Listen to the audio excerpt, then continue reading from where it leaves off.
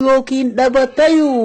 Keroo jajjuuya keroo jajjabee akka feeroo dhaala gabrummaa didee tokkummaan falmataa jiru rooroo biyya keessa diinaan kokkee wal qabaa jiraree argitaa hin dhageessa birmatuuf maaliif beessan.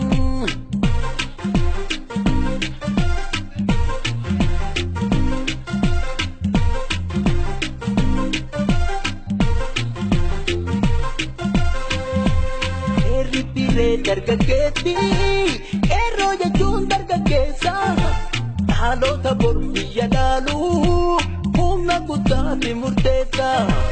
Kerritiree dargaggeetti keroo jechuun dargaggeessa dhaloota bor biyya jaaruu humna guddaatti murteessa.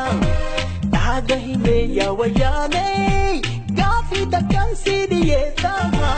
Humna guddaa kana fuutee keesse kan diina keessa erga keroo diina gootee eenyu bulchuu achi teessa.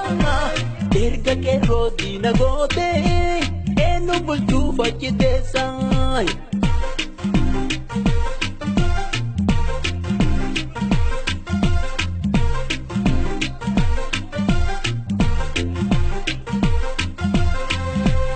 Keroo jechuun ilmaan sabaa mirga ofii falmachuun maal batii qabaa.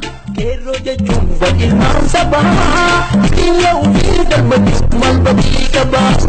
Diina jechuun keedubii sabaa kiisi takuu keeshidhaan sabaa shirri kannee qabsoodhaan qabaa.